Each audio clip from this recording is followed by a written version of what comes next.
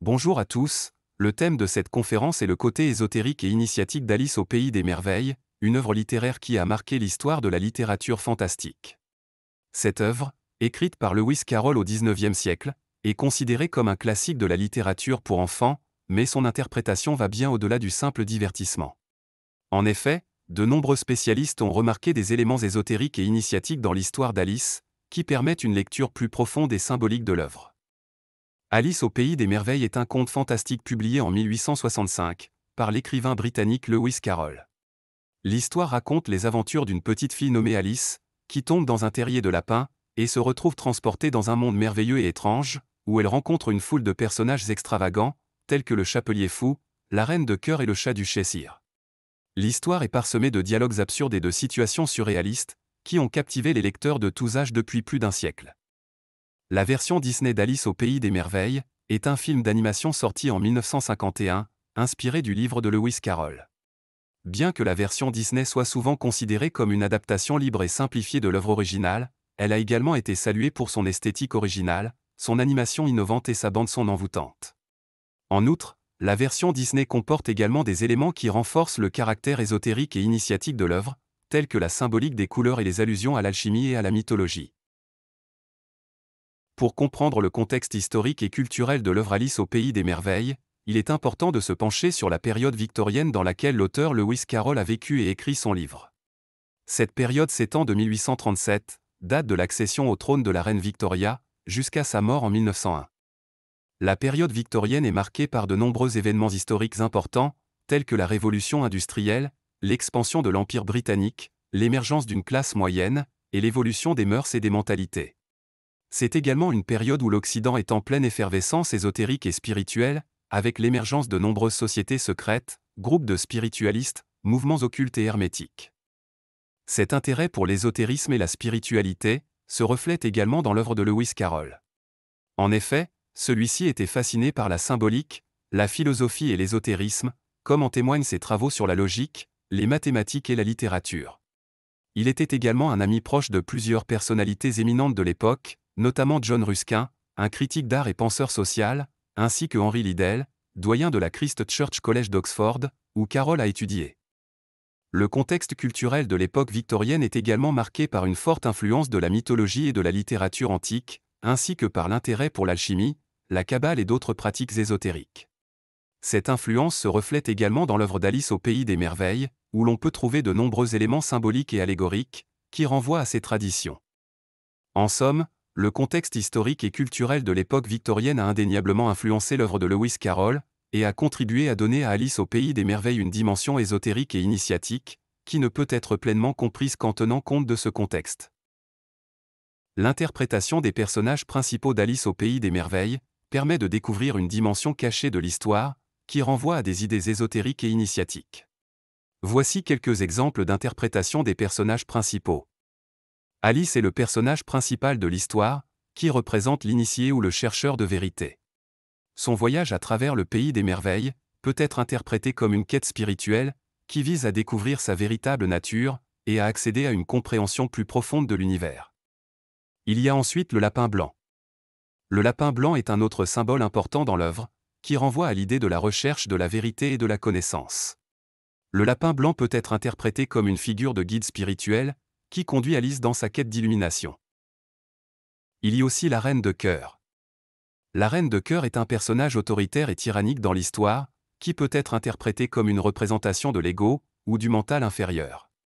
Sa quête de pouvoir et de domination représente l'attachement aux désirs et aux passions terrestres qui empêchent l'individu d'accéder à une compréhension plus profonde de l'univers.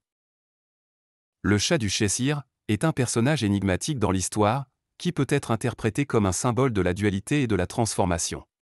Sa capacité à apparaître et à disparaître à volonté représente l'impermanence et le changement constant, qui sont des éléments clés de la spiritualité ésotérique. Les dialogues entre Alice, le lièvre de Mars et le chapelier fou sont très profonds. Dans ces dialogues, les personnages discutent de thèmes tels que le temps, la folie, la réalité et la perception. Par exemple, dans le chapitre 7, Alice rencontre le lièvre de Mars et le chapelier fou, autour d'une table de thé. Les personnages ont une discussion surréaliste sur le temps, avec le lièvre de Mars affirmant que c'est toujours l'heure du thé, tandis que le chapelier fou soutient que toutes les heures sont bonnes pour le thé. Cette discussion est une allégorie de la relativité du temps et de la perception subjective du temps. De même, dans le chapitre 11, Alice rencontre le chapelier fou seul et entame avec lui une discussion sur la folie.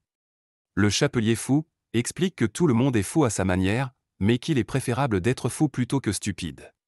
Cette discussion met en lumière la complexité de la réalité subjective et soulève la question de savoir ce qui est considéré comme normal ou fou. Le chapelier fou est un personnage excentrique dans l'histoire, qui peut être interprété comme un représentant de l'imagination et de la créativité. Son éloignement de la réalité, et ses dialogues absurdes, représentent l'importance de l'intuition et de la créativité dans la quête spirituelle. Les personnages de l'histoire d'Alice au pays des merveilles utilisent souvent le langage figuré et les métaphores pour communiquer des enseignements symboliques sur la vie et la réalité.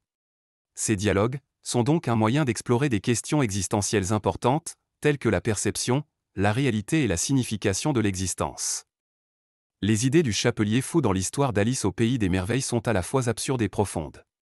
Le chapelier fou est un personnage étrange et excentrique, qui semble avoir une vision unique et originale du monde.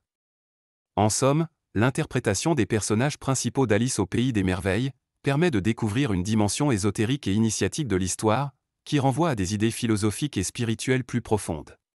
Ces personnages représentent souvent des aspects différents de la quête spirituelle, tels que la recherche de la vérité, la dualité et la transformation, la créativité et l'imagination. Le parcours d'Alice au pays des merveilles peut être interprété comme une série d'étapes initiatiques, qui reflètent la quête spirituelle de l'individu. Voici quelques exemples de ces étapes initiatiques. La chute dans le terrier du lapin blanc. Cette première étape représente le passage de l'individu d'un état de conscience ordinaire à un état de conscience supérieur.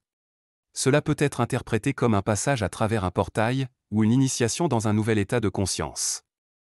Au cours de son voyage, Alice rencontre une foule de personnages étranges et extravagants, tels que le lapin blanc, le chapelier fou, le chat du Cheshire, la chenille et la reine de cœur.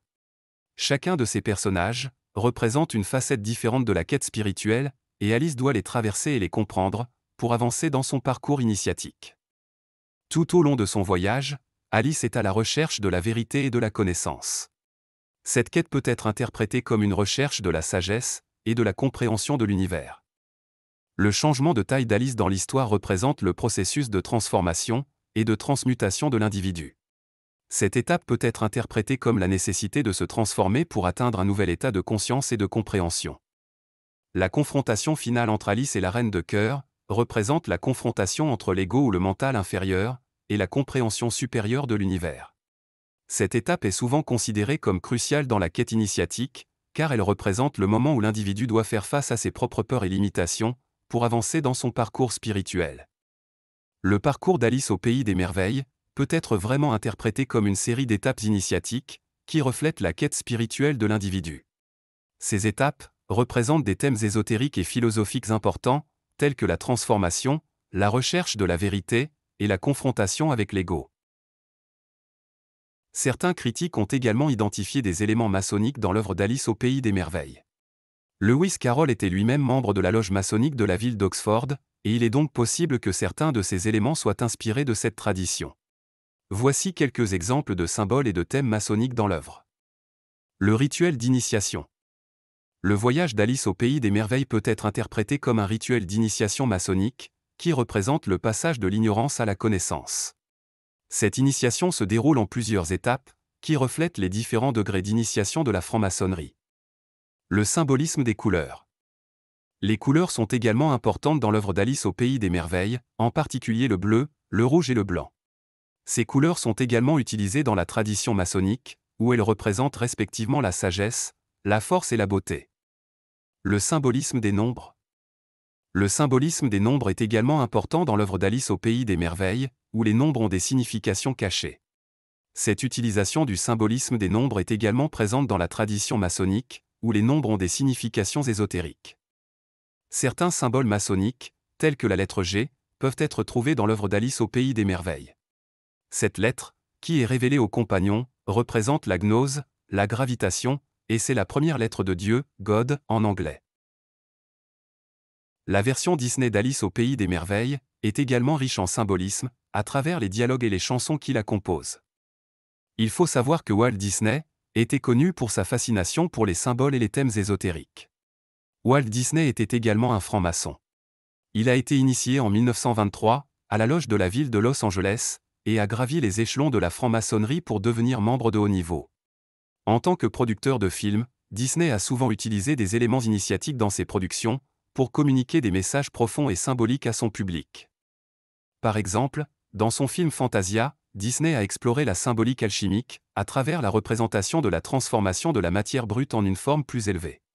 Dans ce film, les images abstraites et colorées évoquent la notion alchimique de la transmutation, qui est souvent considérée comme une métaphore pour le processus de transformation spirituelle.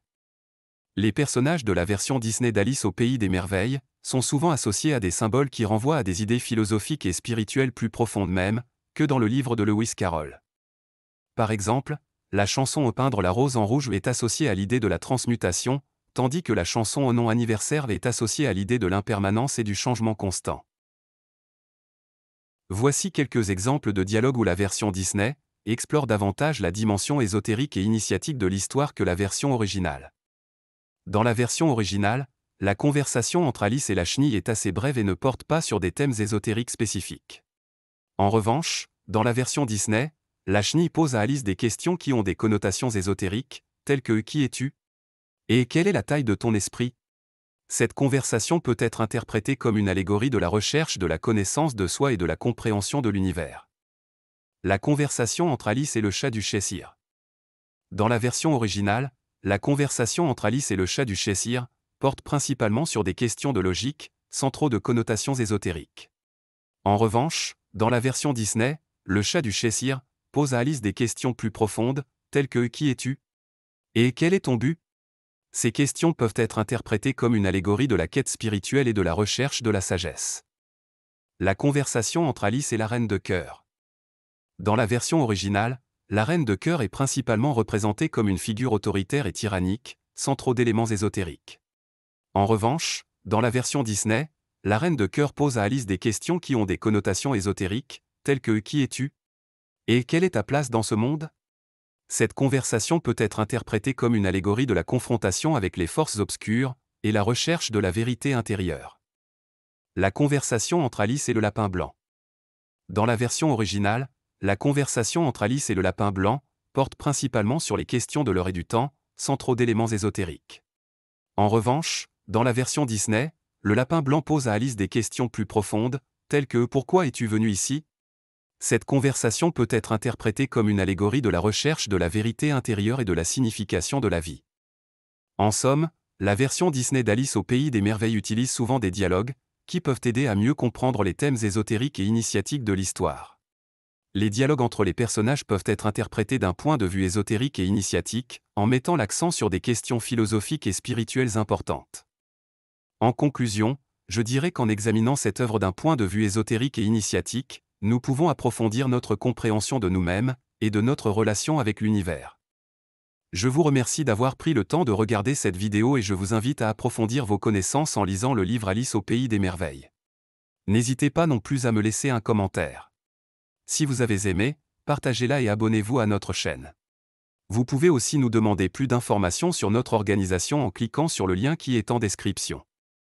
À bientôt pour la prochaine vidéo.